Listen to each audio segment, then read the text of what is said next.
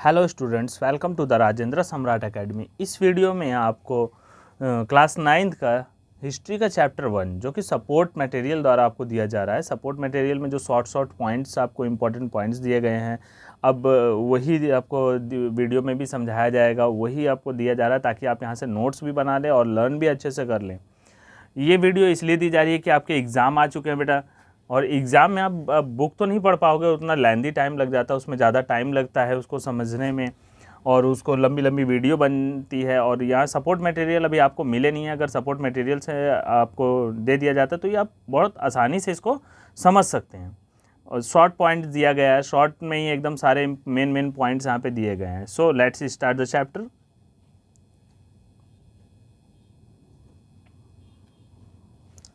जैसा फ्रांसीसी क्रांति यहाँ पे दिया है, तो फ्रांस में जो क्रांति हुई थी उसके बारे में ये चैप्टर है। फ्रांस में क्रांति जब हुई तो उसमें क्या क्या परिवर्तन हुए, क्या मतलब लड़ाई झगड़े हुए तो उससे क्या हुआ, उसके बाद क्या परिवर्तन हुए, क्या फ़ायदा हुआ, क्या नुकसान हुआ, उन्होंने वहाँ की जो सामाजिक स्थिति थी उसमें क्या परिवर्तन आए लोगों में, ये सब के बारे में वहाँ पे दिया गया है।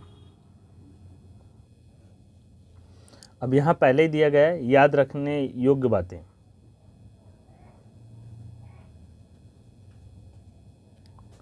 जैसे 18वीं शताब्दी के दौरान फ्रांसीसी समाज में फ्रांसीसी समाज जो था वो 3 वर्गों में विभाजित हो गया था। पहला वर्ग था प्रथम स्टेट जो था, जिसमें चर्च के पादरी आते थे, मतलब जो पुजारी होते हैं चर्च में जो होते हैं, आपने देखा होगा सफ़ेद पोश धारण होते हैं, वो बुजुर्ग से भी होते हैं, तो वो क्या करते हैं, उन्हें पादरी कहा जाता है। वो चर्च के पुजारी होते हैं उन्हें पादरी कहा जाता है, मस्जिद के जो पुजारी होते हैं उन्हें मौलवी कहा जाता है, और मंदिर के तो पंडित कहते ही हैं। और दूसरा स्टेट जो था इसका, दूसरे स्टेट में जिसमें फ्रांसीसी समाज का कुलीन वर्ग आता था, तथा तृतीय स्टेट में जिसमें बड़े व्यवसायी, व्यापारी, अदालती कर्मचारी, वकील, किसान, कारीगर, भूमिहीन मजदूर आदि आते थे। मतलब जो बाकी बच गए वो थर्ड स्टेट में आते थे। लगभग 60% जमीन, जो अब ये 60% जो जमीन है, जमीन पर कुलीनों, चर्च तथा तीसरे स्टेट के अमीरों का अधिकार था। जो चर्च वाले थे उनका, कुलीन वर्ग वाले, और जो तीसरे स्टेट में जो अमीर लोग थे, जो ये वाला एरिया है, इनमें जो अमीर लोग थे, व्यापारी वगैरह, वकील का कर्मचारी, जिनके पास मतलब पैसा था, ठीक है, वो उनका 60% पे अधिकार था। तृतीय स्टेट में चर्च द्वारा वसूला जाने वाला कर था, उसको टाइद कहा जाता था। ये चर्च द्वारा वसूला जाता था, ठीक है ना, टाइद। ये जो चर्च लेती थी ये उसका अलग से ही होता था। तृतीय स्टेट से सरकार द्वारा वसूला जाने वाला टैक्स टाइल था। टाइल जो है गवर्नमेंट वसूलती थी, और टाइद जो है वो चर्च वाला। अब थर्ड स्टेट वाले जो होते थे, इनके ऊपर बेचारों के ऊपर दो टैक्स, एक तो चर्च वाले ले जाते थे धर्म के नाम पे, और दूसरा सरकार ले जाती थी, तो डबल टैक्स इन्हें पेड करना पड़ता था। प्रथम 2 स्टेट्स पादरी वर्ग और कुलीन वर्गों के लोगों को जन्म से कुछ विशेष अधिकार प्राप्त थे, जैसे राज्य को दिए जाने वाले कर में छूट। अब जो पादरी वर्ग था ये क्या करता था, ये टैक्स नहीं पेड करता था, और कुलीन वर्ग में भी कुछ लोग थे जो टैक्स नहीं पेड करते थे, इन्हें छूट थी। जैसे पंडितों को टैक्स नहीं देना पड़ता, मंदिरों में टैक्स नहीं लगता, टैक्स फ्री पैसा होता है, तो वो खूब ज़्यादा लूटते हैं। इसी तरह से ये पादरी भी थे, ये भी खूब लूट मचा रखे थे इसके मंदिर के नाम पे, चर्च के नाम पे। राज्य के सभी टैक्स केवल तृतीय स्टेट द्वारा वहन किया जाता। तो अब जो थर्ड स्टेट के लोग थे ये, ठीक है, व्यवसायी, व्यापारी, अदालती कर्मचारी, वकील, किसान, कारीगर, भूमिहीन मजदूर, ये सारे जो थे यही खाली उसमें सारे, तो अब ये क्या होंगे, और परेशान हो जाते थे बेचारे। इन्हें सारा टैक्स पेड करना था, और टैक्स तो पेड करना ही करना था। एक सरकार अलग से टाइल ले जाती थी, उसके बाद से इनका ये जो टैक्स नहीं देते थे, उल्टा ये वसूलते थे टैक्स टाइद के नाम पे। चर्च वाले जो पादरी थे वो टाइद के नाम पे टैक्स वसूलते थे। उनका जो टैक्स पेड करने का था उसे टाइद कहा जाता था, और जो गवर्नमेंट टैक्स वसूलती थी उसे टाइल कहते हैं। ये तो अच्छे से याद हो गया होगा। आगे चलते हैं। तो ये थर्ड स्टेट वाले टैक्स पेड करते थे, बाकी सब फिर ये 2 वर्ग में फ्री थे, पादरी और कुलीन वर्ग वाले।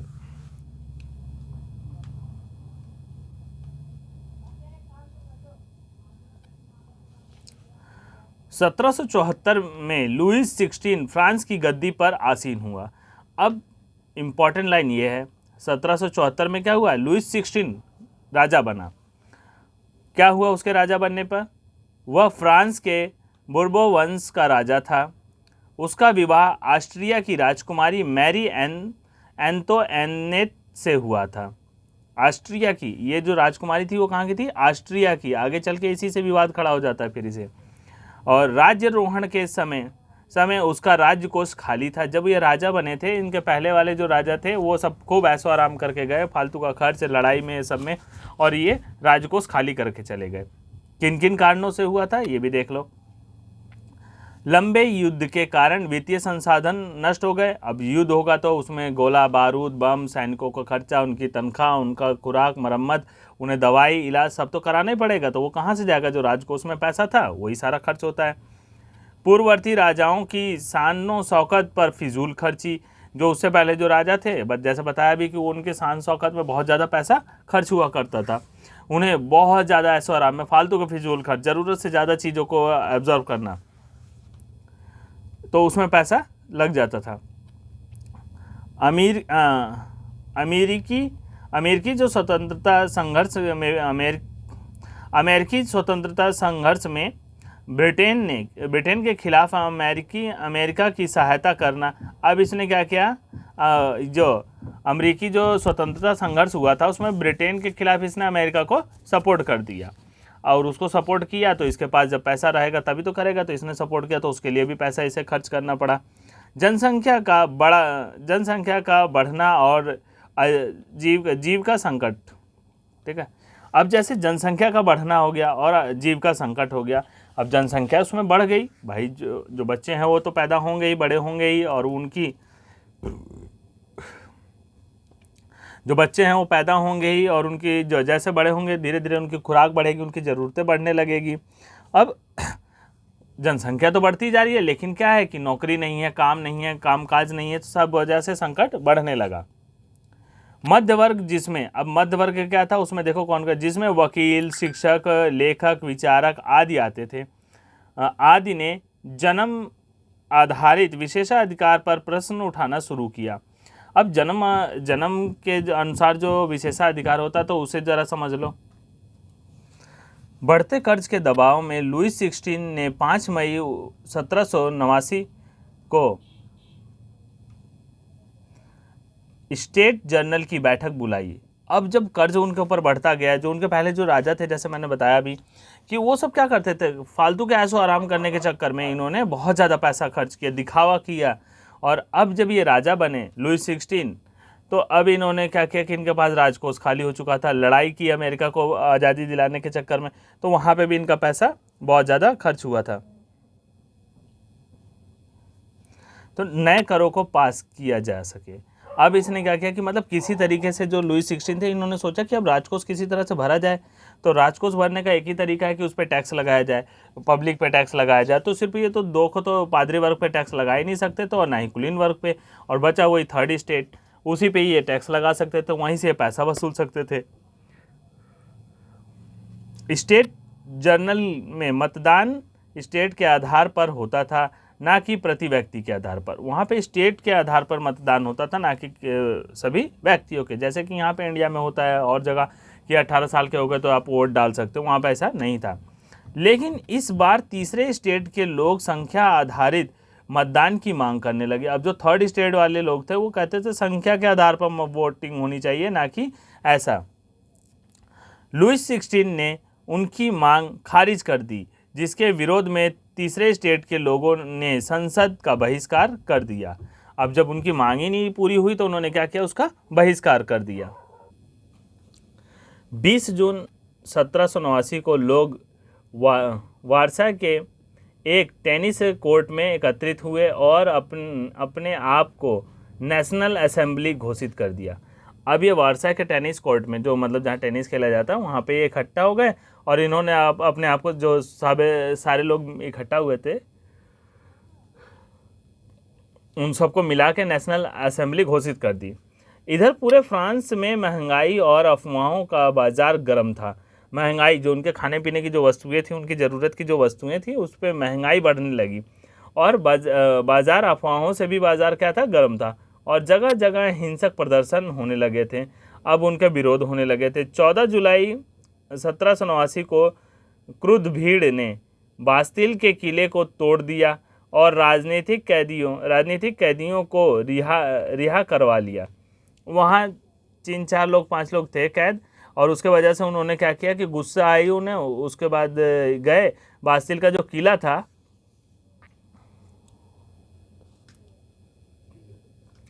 और उन्होंने जो बास्तिल का किला था उसको गिरा दिया। इन्हें थोड़ी सी ये इच्छा थी कि मतलब कि बास्तिल का किला तो उन्होंने सोचा था राजा का वही है, ये प्रतीक है सम्राट का निरंकुश शक्तियों का, और इतने बड़ा मतलब किला था तो सोचे थे वहाँ पे गोला बारूद बंदूक ये बहुत सी चीज़ें उन्हें मिलेगी, लेकिन ऐसा नहीं हो पाया था। बास्तिल का किला सम्राट की निरंकुश शक्तियों का प्रतीक था। अपनी विद्रोही प्रजा की शक्तियों का अनुमान करके लुई 16 ने नेशनल असेंबली को मान्यता दे दी। अब जब प्रजा जब विद्रोह करने लगी तो लुई 16 जो उस टाइम राजा थे, उन्होंने क्या किया, वो जो उनकी असेंबली उन्होंने घोषित कर दी थी, उसे मान्यता प्राप्त दे दी।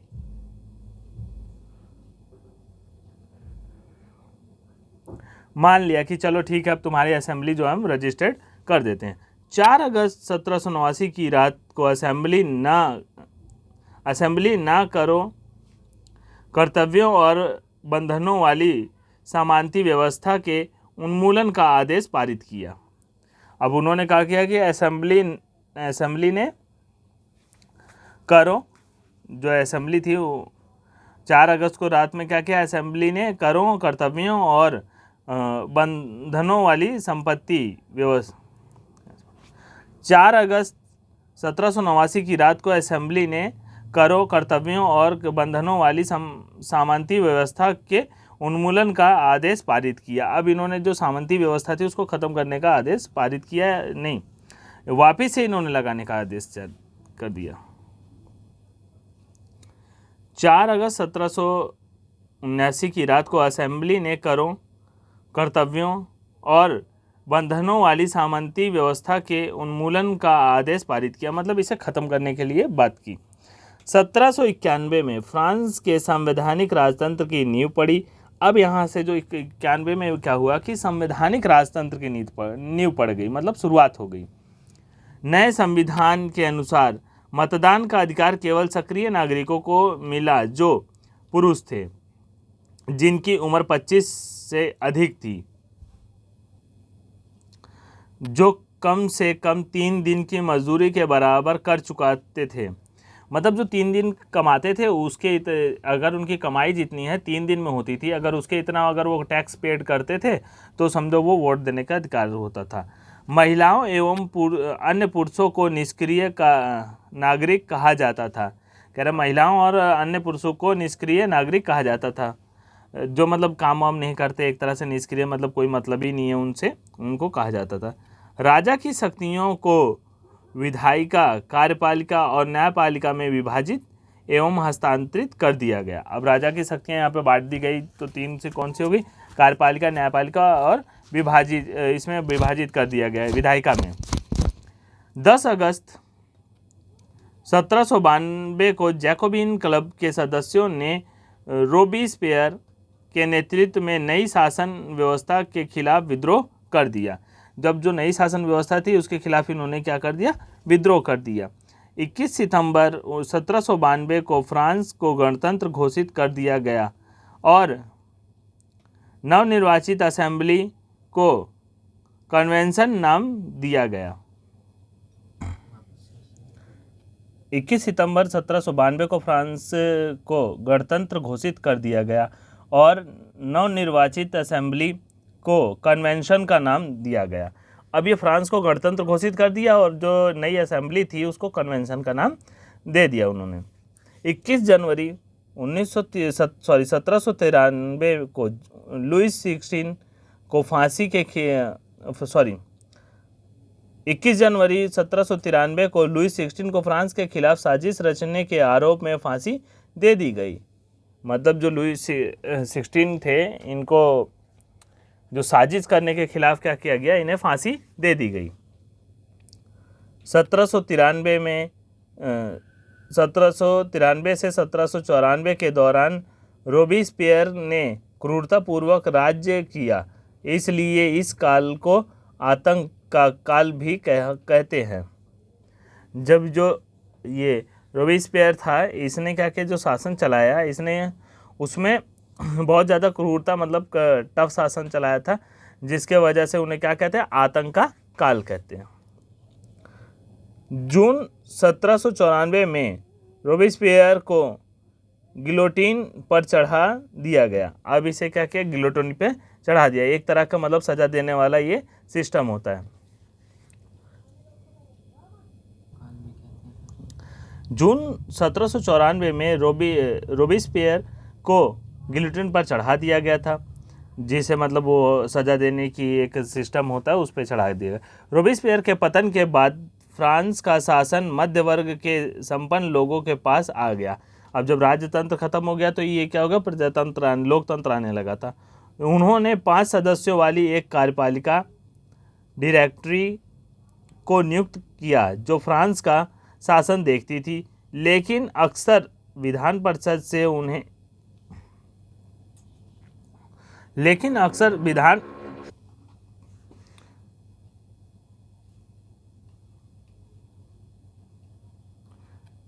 इस राजनीतिक अस्थिरता का फायदा नेपोलियन बोनापार्ट ने उठाया और उसने 1799 में डायरेक्टरी को ख़त्म कर दिया और 1804 में फ्रांस का सम्राट बन गया।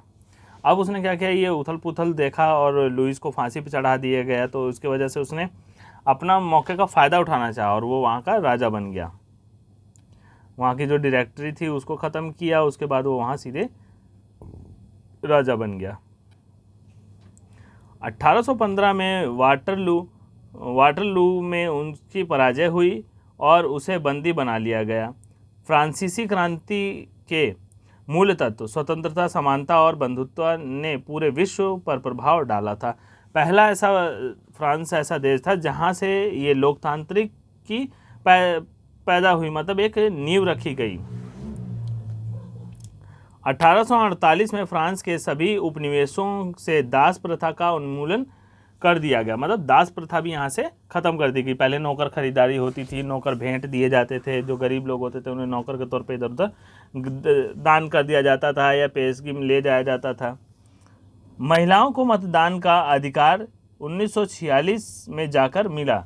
1946 में, मतलब इतने 100 साल बाद जाकर महिलाओं को वोट डालने का अधिकार प्राप्त हुआ।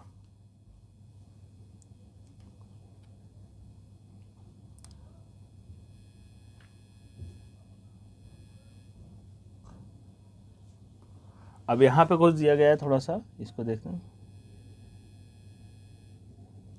देखो, सामाजिक क्या है, समाज का वर्गों में बटा होना, सामाजिक विभेद, मध्य वर्ग का उदय। अब इसी की वजह से क्या हुआ था कि मध्य वर्ग उभर के सामने आया था, जब वो देश को बदलने के लिए, राजनीतिक सिस्टम बदलने के लिए। आर्थिक स्थिति में लगभग 12 अरब लिब्रे का कर्ज हो गया था, खाली राजकोष हो गया था, जीविका संकट पे आ गई थी, कर व्यवस्था वहाँ की सही नहीं थी। सुधारकों एवं विचारकों का प्रभाव रूस, मिरियाबों और ओबेसिया, इन सब जगहों पर, राज्यों पे, इनका देशों में इनका प्रचार या राज्यों में होने लगा था। राजनीतिक आयोग शासन और विशेषाधिकार, आयोग शासन और उसके बाद जो उन्हें विशेषाधिकार मिला था वो सब भी समस्या करता था शासन में। अब पादरी और कुलीन वर्ग को क्या था, अलग से ही शासन, टैक्स पेड नहीं करना था, उनके ऊपर बहुत छूट थी। तो ये सब क्या है, विशेषाधिकार होते हैं। तत्कालिक कारण लुईस 16 का नया कर लगाने का प्रस्ताव, तत्कालिक कारण जो है ये लुईस 16 का नया प्रस्ताव था।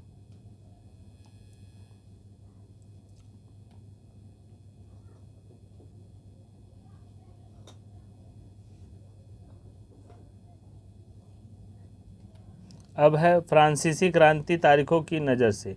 अब डेट वाइज देखेंगे इसमें कि क्या क्या कौन से दिन हुआ था।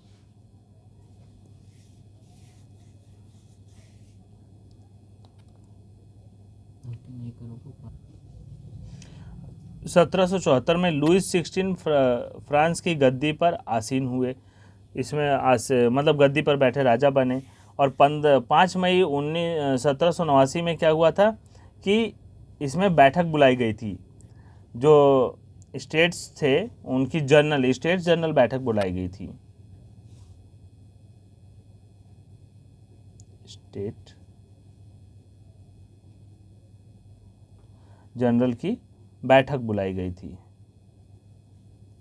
अब बैठक किस लिए बुलाई गई थी? ताकि जो मतलब नए कर, उनके पास पैसा नहीं था और नए करों को क्या किया जाए, लागू करने के लिए उन्होंने बैठक बुलाई थी। 20 जून 1789 तीसरे स्टेट के लोग इंडोर टेनिस कोर्ट में एकत्रित हुए थे, जहाँ पे बताया गया था उन्होंने नई असेंबली की शुरुआत की थी और वो नया नाम उनका मतलब रखा असेंबली का। तो फिर उसके बाद क्या है, 14 जुलाई 1789 को इन्होंने क्या किया, तो 14 जुलाई 1789 को क्रुद्ध भीड़ जो थी, इन्होंने क्या किया, बास्तीन का जो किला था उसी को तोड़ डाला था।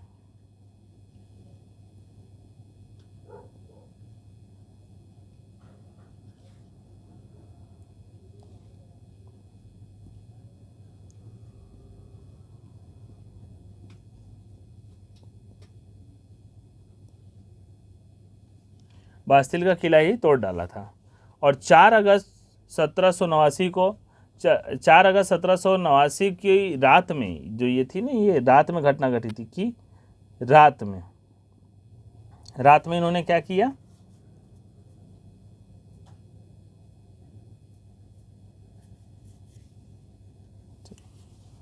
जो कि 89 की 4 अगस्त की रात में, अब रात में इन्होंने असेंबली ने करों, कर्तव्यों और जो बंधनों वाली सामंती व्यवस्था थी, इन्होंने क्या किया, सामंती व्यवस्था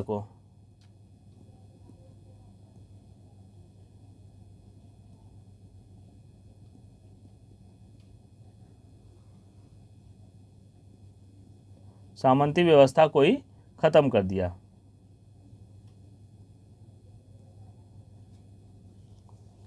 10 अगस्त 1789 को जैकोबिन क्लब के सदस्यों ने विद्रोह कर दिया था। अब जैकोबिन के क्लब जो थे, क्लब वाले, इन्होंने विद्रोह कर दिया।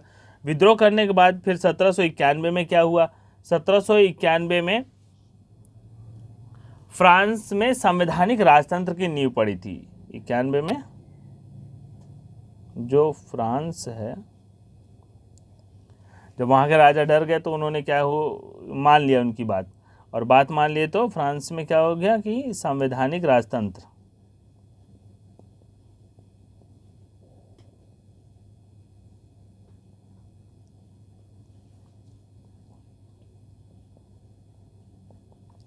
संवैधानिक राजतंत्र की नींव डाली गई, की नींव पड़ी।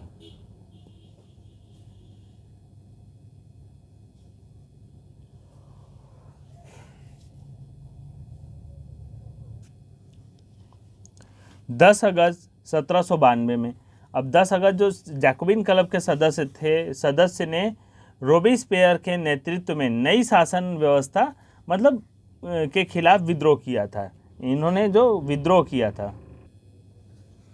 10 अगस्त 1792 में जो था, ये इन्होंने क्या, नई शासन व्यवस्था के खिलाफ इन्होंने विद्रोह कर दिया था।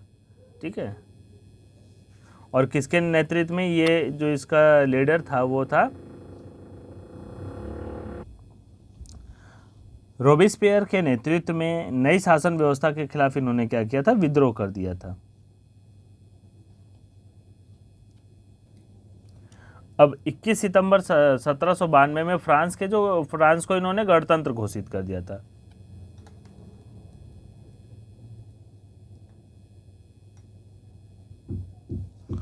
फ्रांस को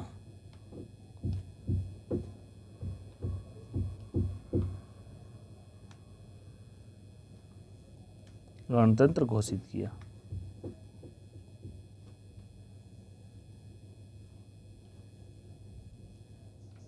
ठीक, 21 जनवरी 1993 में क्या हुआ था, लुईस को फांसी दे दी गई थी, लुईस 16 को। जुलाई, और उसके अलावा क्या किया गया, उसके अलावा इन्होंने निर्वाचित जो असेंबली थी उसका नाम दे दिया था।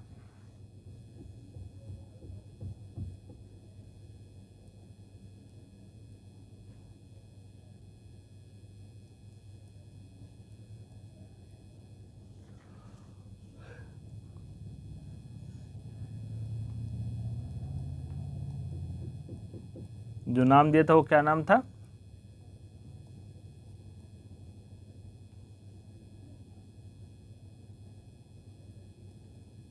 कन्वेंशन। जो नई असेंबली इनकी बनी थी उसका नाम इन्होंने कन्वेंशन रख दिया था।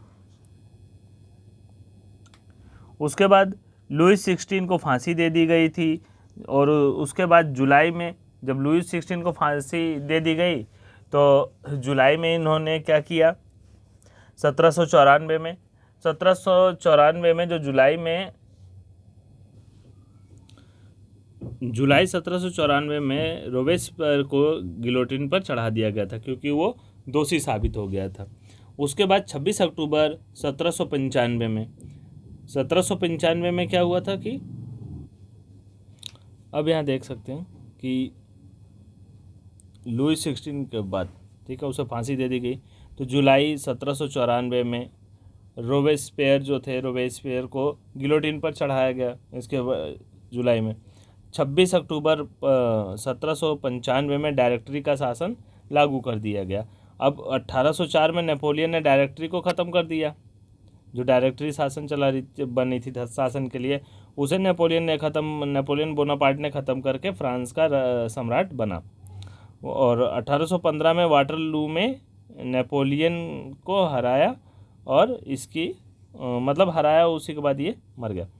1848 में दास प्रथा को ख़त्म कर दिया गया। 1848 में जो थी वो दास प्रथा ख़त्म हो गई। अच्छा, बाकी जो ये बचे हुए हैं इसको आप खुद से करने की कोशिश करना, अपनी बुक से ढूंढ के, और बुक में जो आपको पढ़ाया गया है वहाँ से, सपोर्ट मटेरियल में जो अभी पढ़ाया गया वहाँ से इसको भरने की कोशिश करना, ठीक है। तो उसके बाद ये है जो 26 अक्टूबर वाला, ये डायरेक्टरी को शासन दे दिया गया था, ठीक। डायरेक्टरी को यहाँ से डायरेक्टरी बना दी गई और इसको शासन सौंप दिया गया था। बाकी इसके आगे की चीज़ें आप सपोर्ट मटेरियल में ऊपर आपको मिल जाएगी, तो यहाँ से आप खुद फिल कर लेना। और ये 100 साल बाद महिलाओं को वोट देने का अधिकार मिल गया था जब ये संविधान बनाया इन्होंने, उसके बाद की बात है। तो इसके बाद सीधे अब ये यहीं आपका चैप्टर समाप्त होता है। Okay, thank you students. Video को लाइक शेयर करना ना भूलें। सब्सक्राइब, आप नए हो चैनल पे तो इसे ज़रूर सब्सक्राइब कर लें। Okay, bye.